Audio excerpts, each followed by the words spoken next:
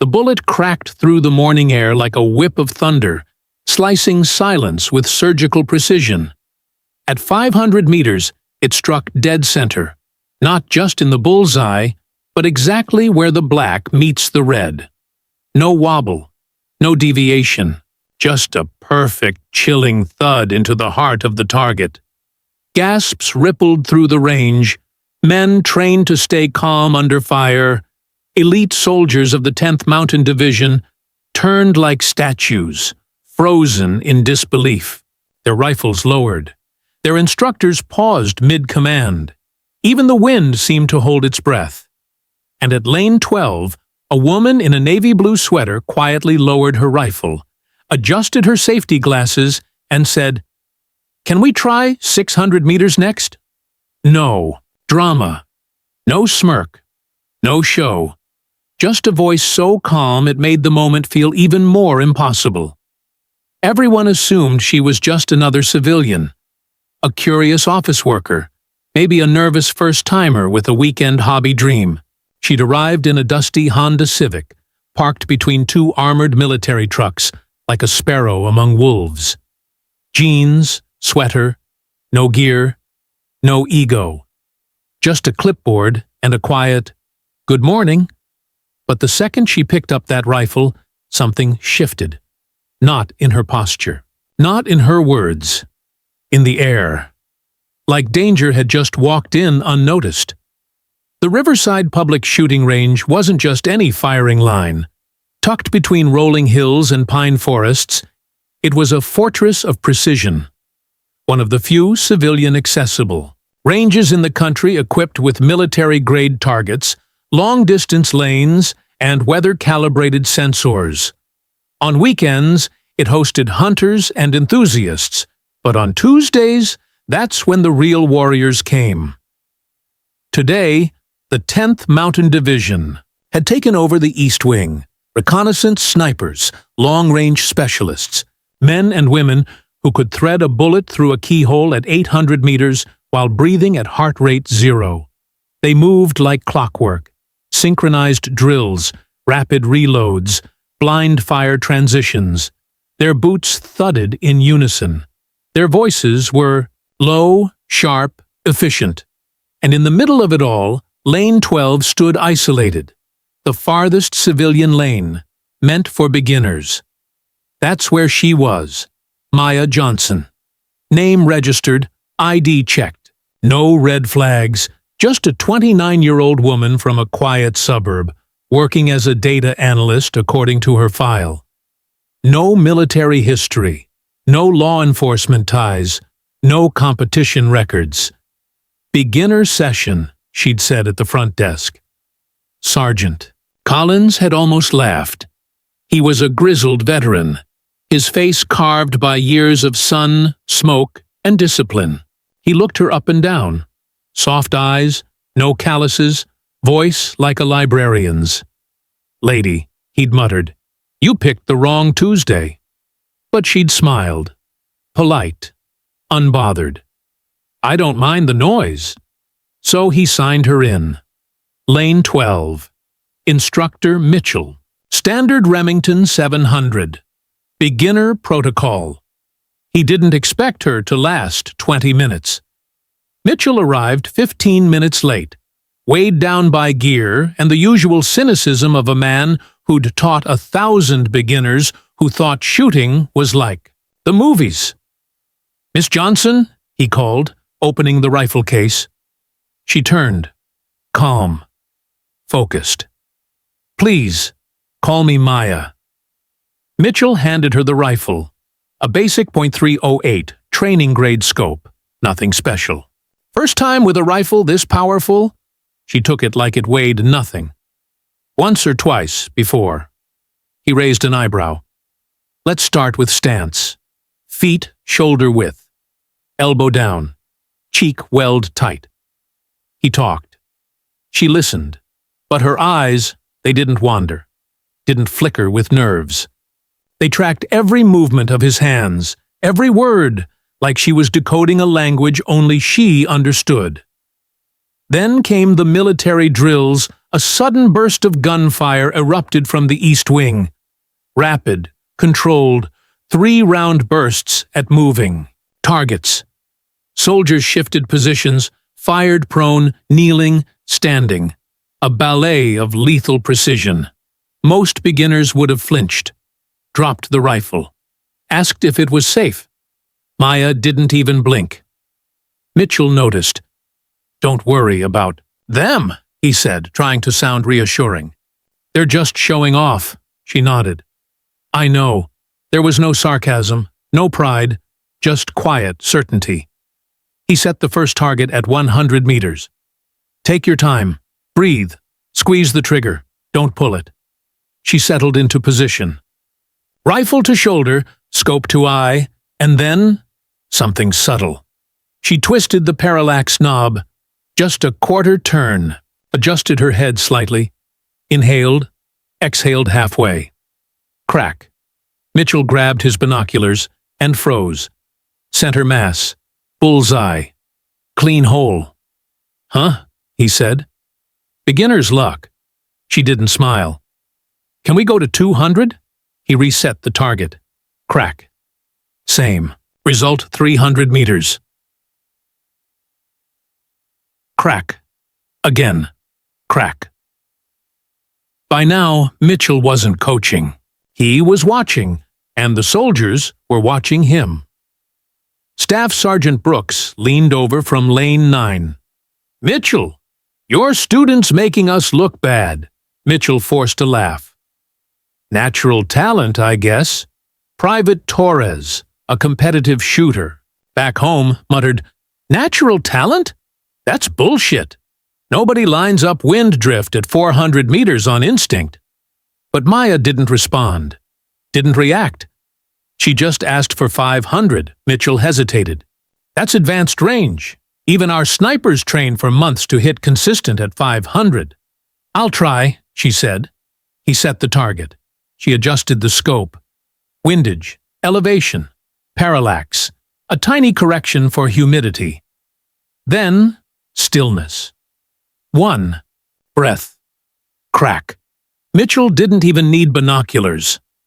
The target dropped. Dead center. Silence fell across the range. Even the military drills paused. Brooks turned to his squad. "I've been shooting since I was 12. I still miss 500 half the time." And then, a new presence. Boots on concrete. Heavy. Authoritative. All heads turned. Colonel Elias Blake, commander of the 10th Mountain Division, was walking toward Lane 12. His face was stone. His eyes locked on the target. Lieutenant Carter followed close behind, voice low. "Sir, intelligence is on alert. That shot? It matches a pattern." Blake didn't answer. He raised his binoculars, stared, and felt something he hadn't in 15 years of combat command. Recognition, not of skill, of origin. Because that shot, the timing, the breath control, the micro-adjustment before firing, wasn't just expert. It was classified. It belonged to a program so secret it didn't exist on paper. A black site training facility buried in the Nevada desert.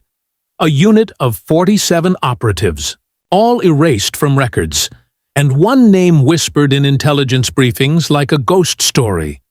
Project Nightfall. Blake lowered the binoculars. His voice was barely a whisper. "Get me a secure line. Now." Blake approached Lane 12 like a man walking into a minefield. Soldiers stepped aside. Instructors stopped talking. The air was thick with tension. "Excuse me," he said, authority cutting through the silence. "Colonel Blake, 10th Mountain Division. I'd like to know who's responsible for these shots." Mitchell straightened instantly. "This is Maya Johnson, sir. She's my student." Blake studied her. Not her clothes, not her hair. Her hands, steady. Fingers relaxed. trigger finger isolated, grip pressure perfect. Her breathing, in, out, controlled, not shallow, not nervous, and her eyes. When she looked up at him, they didn't flinch. They assessed like she was reading him. "Miss Johnson," Blake said carefully, "you've hit 5 long-range targets with perfect accuracy on your first attempts. Care to explain?" She lowered the rifle. "I'm here to learn." "Learning doesn't look like that." "I have good focus." Blake took a step closer. "Would you mind if I observed your next shot?" 600 meters, she nodded. "Not at all." The range went silent. No one moved. Mitchell reset the target. 600 meters, a distance where wind, bullet drop, and human tremor turn accuracy into guesswork. Maya stepped up, adjusted the scope, paused, listened to the wind, then fired, crack. Blake raised his binoculars, and his blood turned cold. Dead center.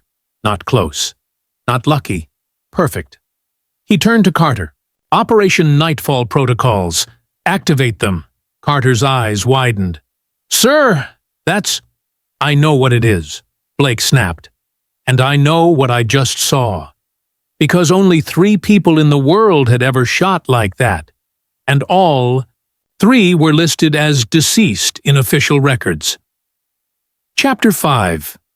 The Truth in the Silence. They moved to a quiet corner. No cameras, no microphones, just concrete walls and shadows. Blake faced her. "No military background?"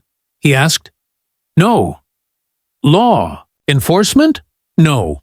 "Competitive shooter?" "No." "Then how?" he demanded. "How do you shoot like someone trained at Black Ridge?" Maya didn't flinch. She just looked at him, and for the first time, Blake saw it. Not fear, not guilt, relief, like someone who hadn't been seen in years.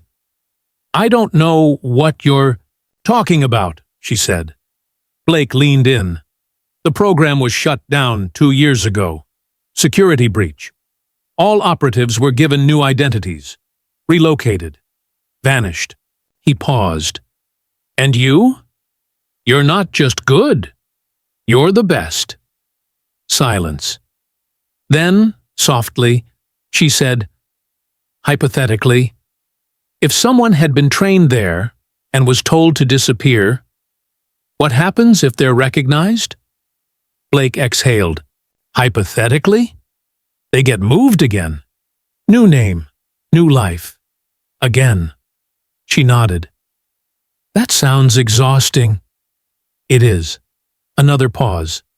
Then Blake made a decision. "Miss Johnson," he said, "as far as I'm concerned, you're a civilian. With natural talent. Nothing more." Her eyes flickered. Just once. But he saw it.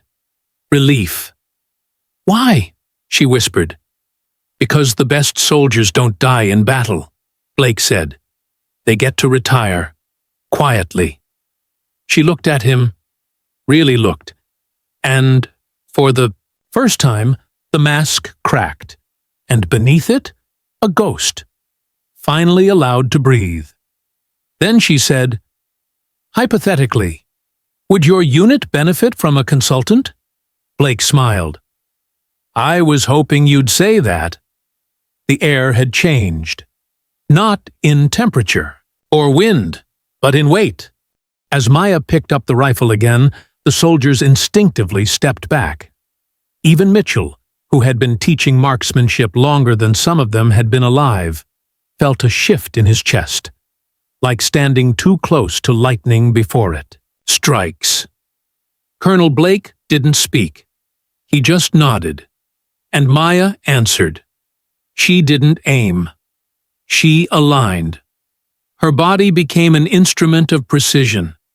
Shoulders seated into the stock, cheek welded to the comb, eyes locked through the scope, like a predator sighting prey across a valley.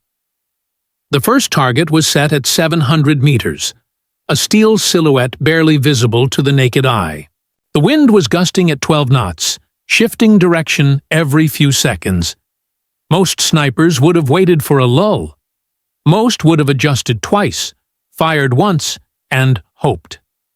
Maya waited exactly 3 seconds. Then fired. Crack. The distant ping echoed, back like a bell. Dead center. Before the sound faded, she shifted. New target, 850 meters, partially obscured by a wooden barrier, only a sliver of the head visible. She didn't blink. Fired again. Crack. Ping dot. Center mass. A third shot. 600 meters. Moving target on rails. Zigzagging unpredictably. She didn't track it with her scope. She predicted it. One breath. One squeeze. Crack. Ping. Headshot. 3 shots. 3 hits. 12 seconds. Silence. Then, from the back of the crowd, Staff Sergeant Brooks whispered, "I've seen Olympic shooters miss easier shots." Private Torres, who had once placed 3rd in the Army Marksmanship Championship, muttered, "That wasn't shooting. That was art." And then, she lowered the rifle, turned to them, and said, "Now, let me show you how to do it." She didn't stand on a podium, didn't raise her voice. She simply walked among them, calm, unhurried, and began to teach. "Most of you," she said, "are thinking about the bullet." She held up a single round between her fingers. "But the bullet doesn't decide where it lands. You do. Not your finger. Not your eye. Your mind." She handed the round to Private Wilson, a young soldier with shaky hands and a record of inconsistent long-range performance. "You're not missing because you're weak," she said. "You're missing because you're thinking too much." Wilson blinked. "I don't follow, ma'am." "You're focusing on the target. But your body is screaming. Heart rate up, breath shallow, muscles tight. Your mind is fighting itself." She placed a hand lightly on his chest. "You're not breathing with the shot. You're holding your breath against it." Then she showed him. She had him lie prone, rifle in position. Breathe in, 2, 3, out, 2, 3. Halfway out. Hold. She placed her hand on his back. Feel your spine settle, your shoulders drop, your trigger finger relax. Then, softly, squeeze. Don't pull. He fired. The binoculars confirmed it. First clean hit at 500 meters in his career. Wilson's eyes widened. I didn't even feel it go off." Maya smiled, just slightly. "That's how you know it was right." One by one, she moved, through the unit. "Corporal Henderson, a seasoned sniper with a chronic flinch problem." "Your grip is too tight," she said. "You're not holding the rifle. You're fighting it." She adjusted his hand, loosened his pinky, shifted his thumb. "Let the weapon float. You're not forcing the shot. You're inviting it." He tried again. Ping. Perfect. Private Garcia. Fast, aggressive, but inaccurate under pressure. "You're reacting," Maya said. "But shooting isn't reaction. It's anticipation." She had him close his eyes. "Tell me how many seconds between shots in a 3-round burst." He hesitated. Half a second?" "No. Exactly 0.4 seconds. Because that's the reload cycle of your rifle. That's the rhythm of combat." She made him tap it out. Tap, tap, tap. Until it was muscle memory. Then, with eyes open, now shoot. 3 rounds. 3 hits. And suddenly, Garcia wasn't just faster. He was calm. By midday, the entire reconnaissance unit had gathered in a loose semicircle around her.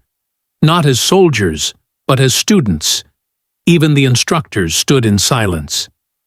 Because what Maya was teaching wasn't in any manual, it wasn't just technique, it was philosophy. Accuracy isn't about the scope, she said. It's about the space between the breath and the shot.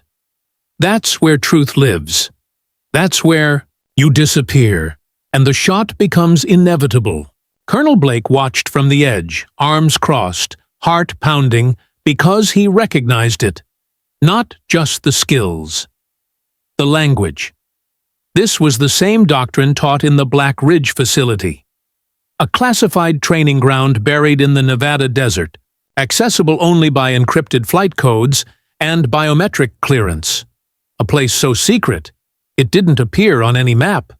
A program known only as Operation Nightfall. And Maya? She wasn't just a graduate. She was one of the architects. 2 years ago, desert compound under a blood-red sky. No signs, no names, just concrete, sand, and silence. Inside, 47 individuals, men and women, trained in the art of perfect shooting. Not just hitting targets, hitting impossible targets.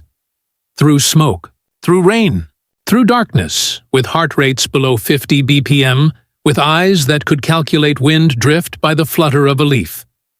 They were never called soldiers, never called agents. They were silencers, a covert unit designed for one purpose: eliminate high-value threats without a trace. No collateral, no evidence, no witnesses, and among them, one stood apart. Not because she was the fastest, not because she was the strongest, but because she was the calmest. While others trained for hours, she trained for moments. Micro-adjustments, mental resets, breath. Control so precise she could fire between heartbeats. Her file, if it existed, would have read, Subject, M11 origin, unknown status, erased skills, long-range precision, psychological profiling, tactical improvisation, notable achievement, 12 confirmed. Eliminations, 0 misses, 0 exposure. But after a security breach, a mole within the intelligence network, the program was shut down. All operatives were given new identities, new lives, new names, and one rule: never use your skills again. M11 became Maya Johnson. Data. Analyst, quiet neighbor. Lived in a 2-bedroom apartment, paid her taxes, smiled at the mailman, and every night she stared at the ceiling, wondering if she'd ever fire again. Until today. Until the range. Until the moment she picked up that rifle and felt, for the first time in 2 years, like she could breathe. Blake waited until the soldiers had dispersed, for lunch. Then he approached her. They stood near the back wall, away from the cameras, the microphones, the curious eyes.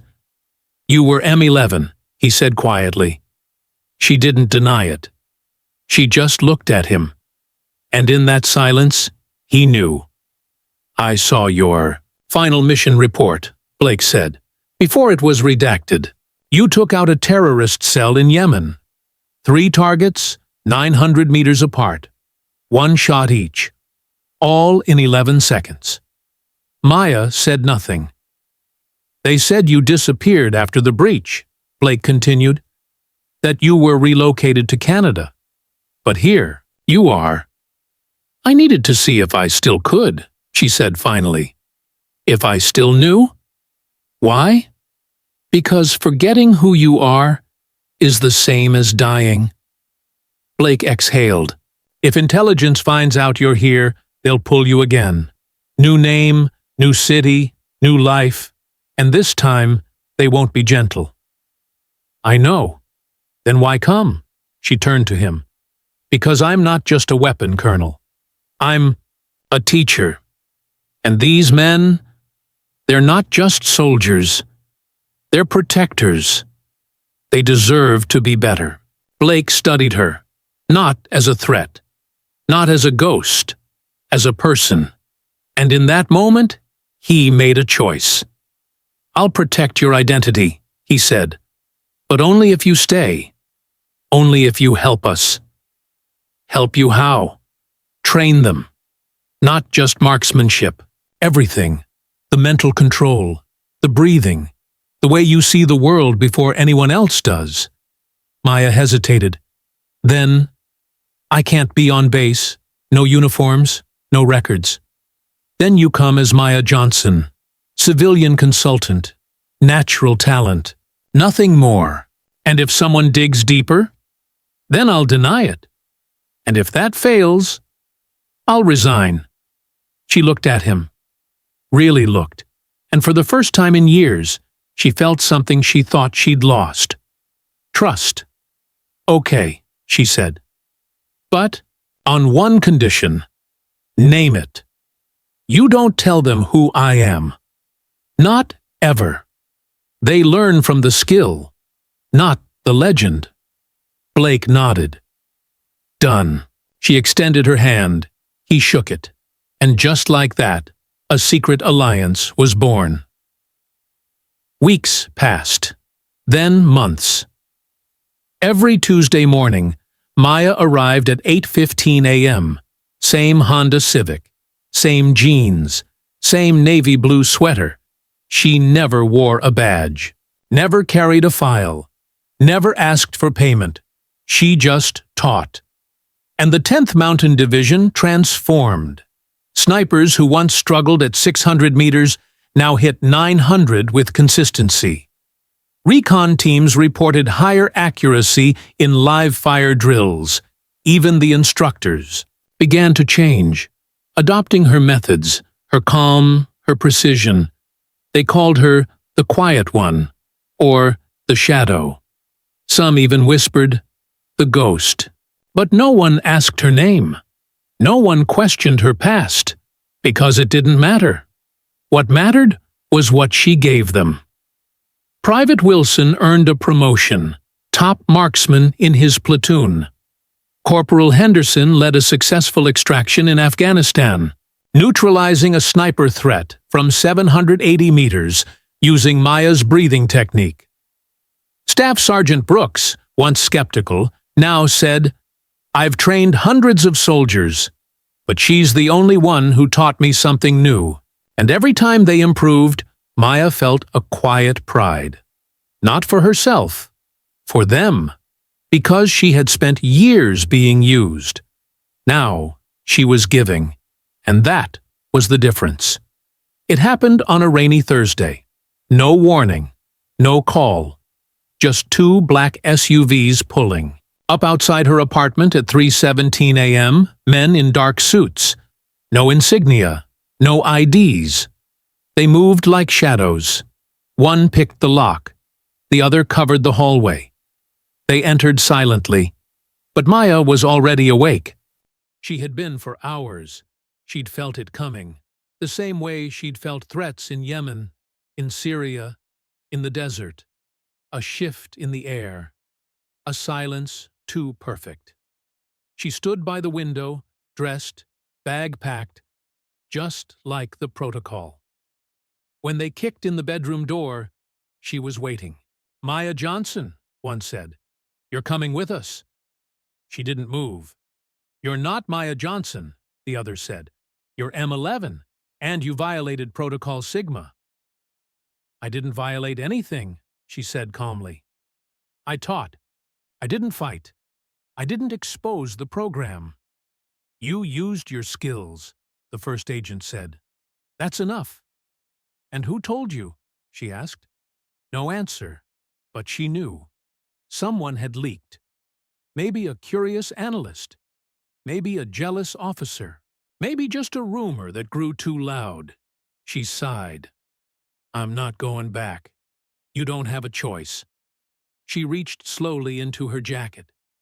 They raised their weapons, but she pulled out a phone. She tapped once, and within seconds, three things happened. Colonel Blake's phone rang. A secure feed activated in the Pentagon's intelligence wing, and on the dashboard of both SUVs, a red light began to blink.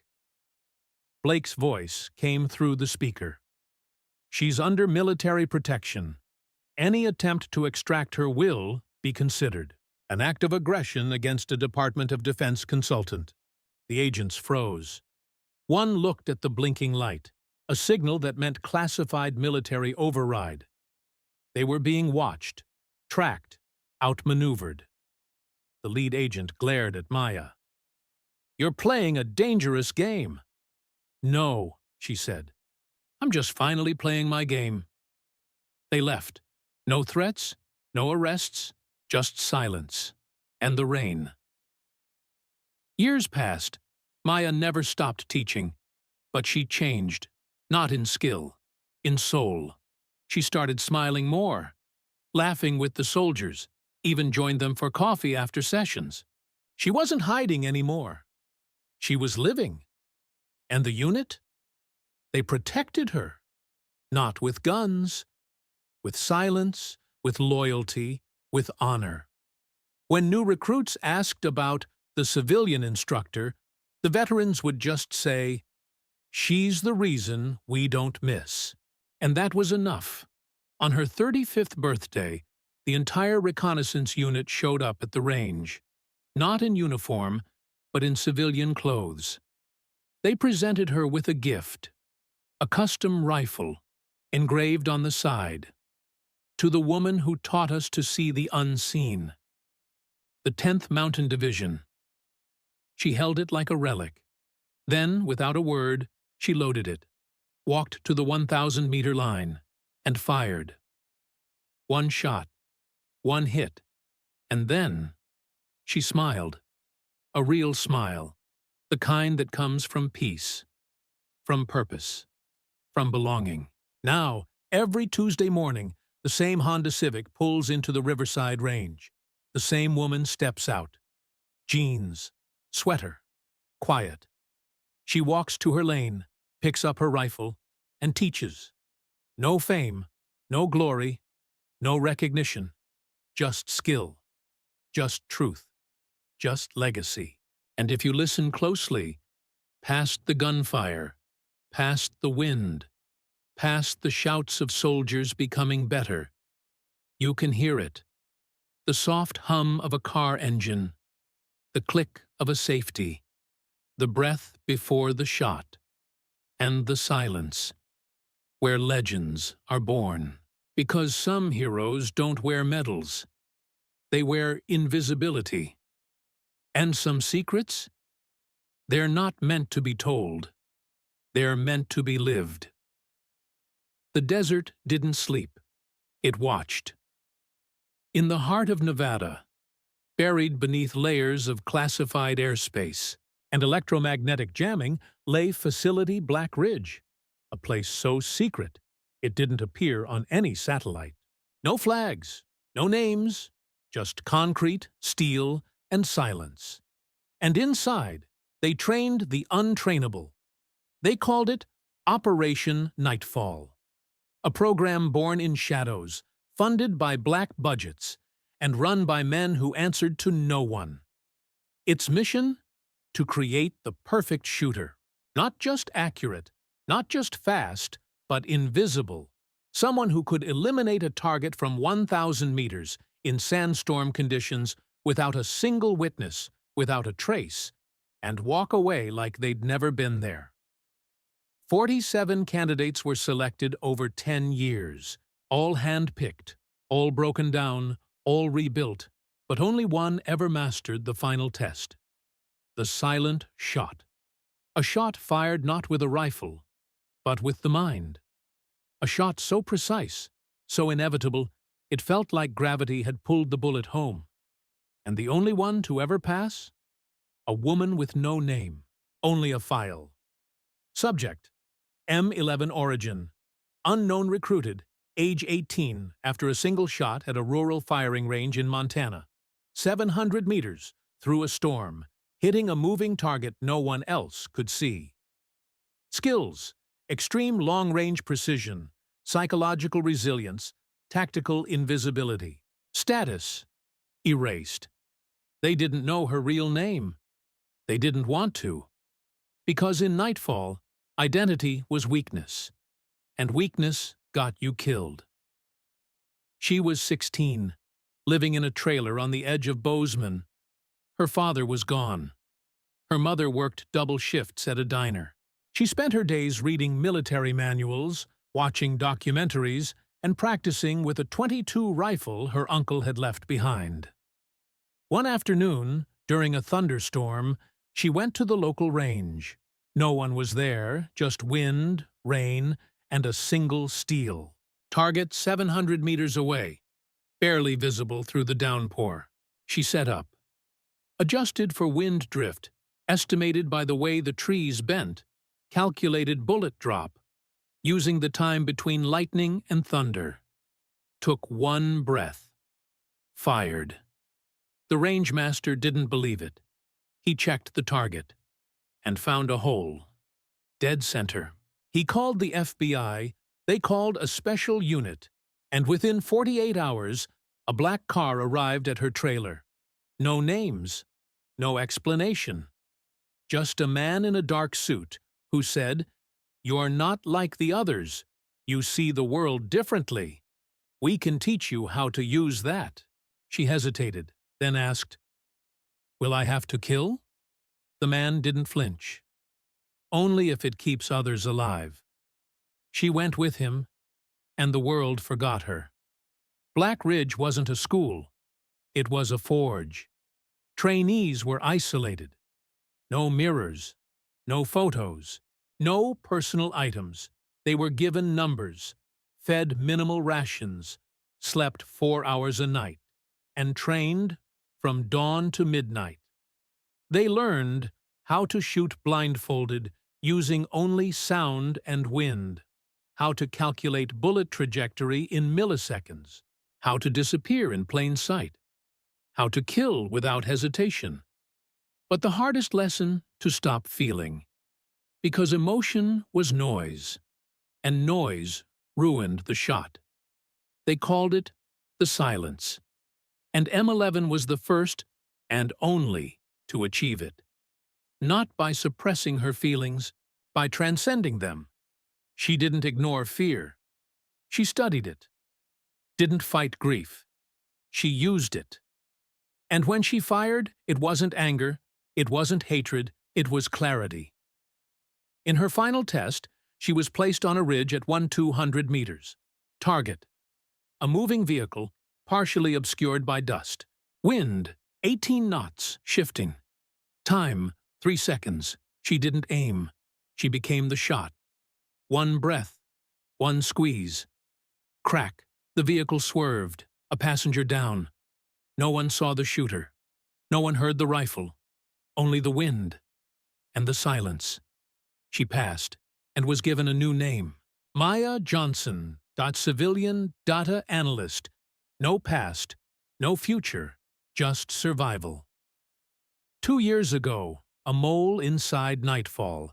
An agent compromised, the program was exposed, not in the news, not in public, but in the dark web, where enemies traded secrets like currency. One file leaked: Nightfall operatives, locations and identities. Maya's name was on it. She was in Canada, living in a small town, working at a library. She didn't know she was being hunted. Until the night 2 men came to her door. Black suits, no badges. They didn't knock. They kicked. She was in the kitchen. She heard the door splinter. She didn't run. She prepared. No weapon. No armor. Just her mind. She turned off the lights. Waited. Listened. One man entered. She heard his boots. Heavy. Impatient. The second stayed outside. She moved, silent, to the hallway. Waited for the first man to pass. Then struck. A single motion. A kitchen knife. A precise cut to the carotid. He fell without a sound. The second man rushed in. She was already gone. Out the back. Into the woods. She ran for 3 days.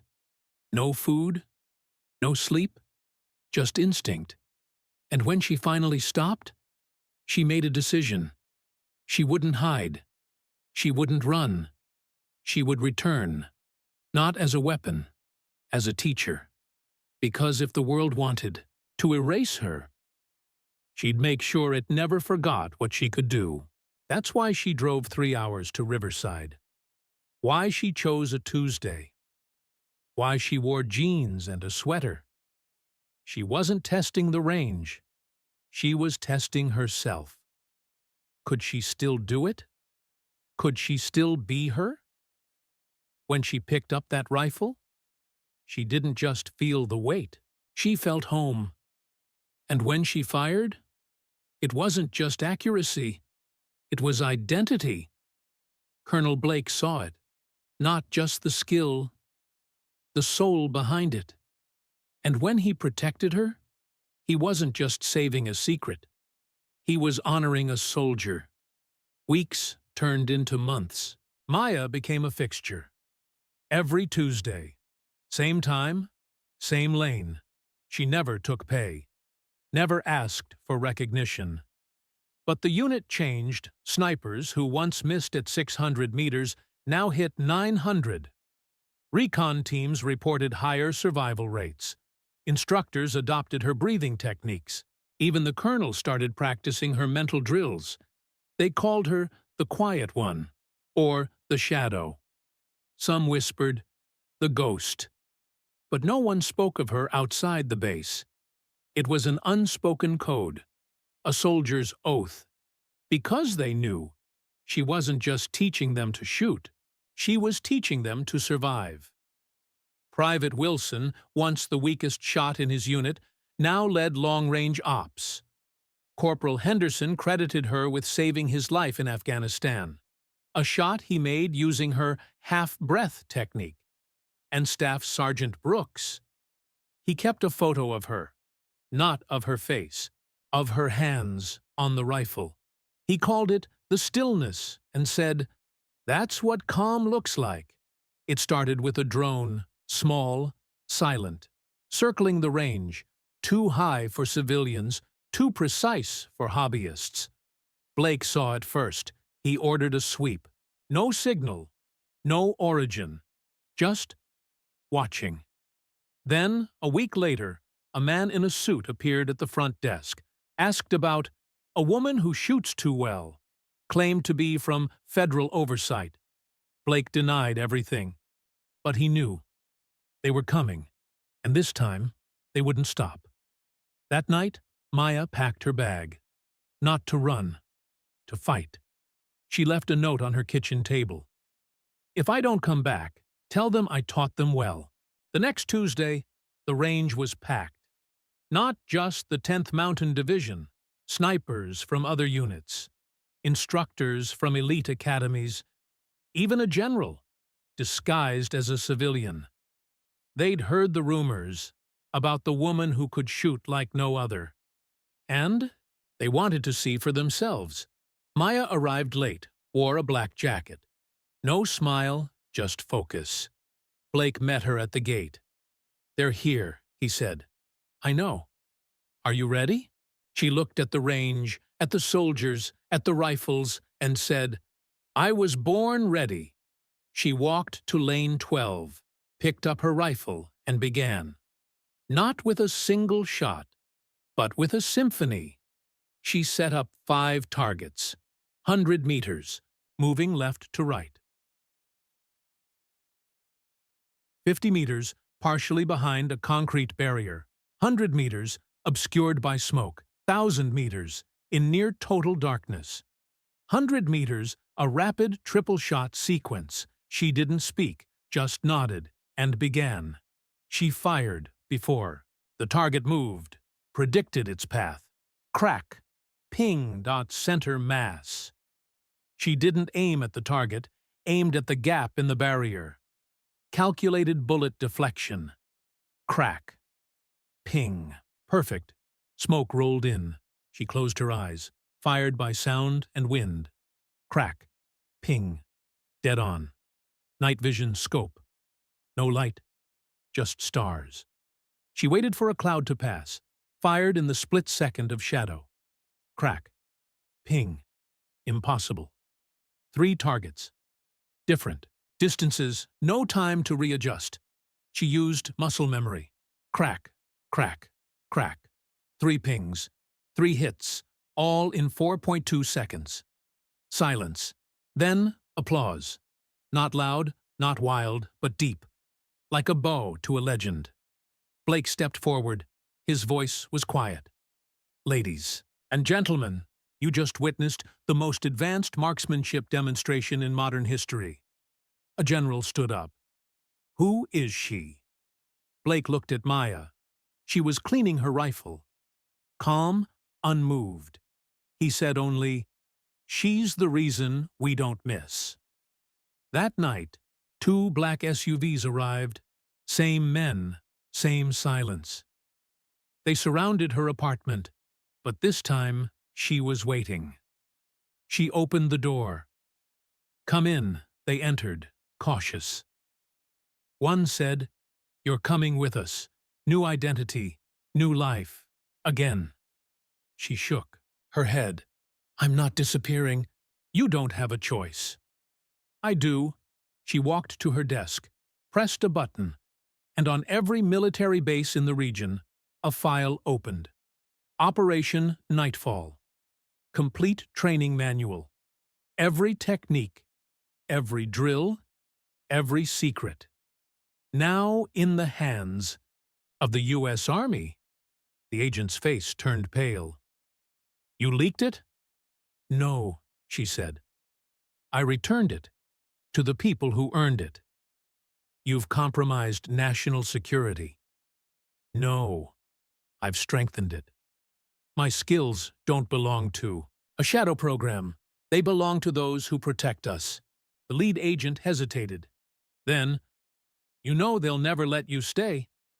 "I know. But you're still here. Because I'm not hiding anymore. I'm teaching." He looked at her. Not as a threat, as a veteran. Finally, he said, "Then we'll make you invisible in a new way." "How?" "You'll be listed as deceased, officially. Maya Johnson dies tonight. But the teacher? She lives." She nodded. "Thank you." He turned to leave, then paused. "One question. Why did you come back?" She looked out the window, at the stars, and said, "Because some ghosts don't haunt. They help." Years passed. Maya Johnson was declared dead in a car accident. Her apartment was cleared, her records sealed. But every Tuesday morning, a woman in a navy blue sweater walks into the Riverside Range. She doesn't sign in. No one asks. She just teaches. And the soldiers? They don't know her real name. They don't need to, because when they line up their shot, when they breathe halfway, when they squeeze, not pull, they feel her, not as a person, as a presence, like the wind, like silence, like truth. On her 40th birthday, the entire 10th Mountain Division showed up, not in uniform, in civilian clothes. They brought a gift, a plaque, engraved, "To the woman who taught us to see the unseen, the shot we never saw, the voice we never heard, the hero we never knew. With gratitude, the soldiers you made better." She held it, then walked to the 1,000-meter line, loaded 1 round, took 1 breath, fired. The bullet struck dead center, and then she smiled, not for fame, not for glory, for peace, because she wasn't running, she wasn't hiding, she was home. Now, if you ever visit the Riverside Range on a Tuesday morning, you might see her, a woman in a sweater, jeans, quiet. She won't speak much, won't boast, won't show off. But if you watch her hands, steady, precise, calm, you'll know. This isn't just a teacher. This is a legend. And if you listen closely, past the gunfire, past the wind, past the shouts of soldiers becoming better, you'll hear it, the soft hum of a car engine, the click of a safety, the breath before the shot, and the silence, where heroes are born. Because some warriors don't wear medals, they wear invisibility. And some stories, they're not told. They're lived, and hers, it's still being written. One shot, one lesson, one life at a time.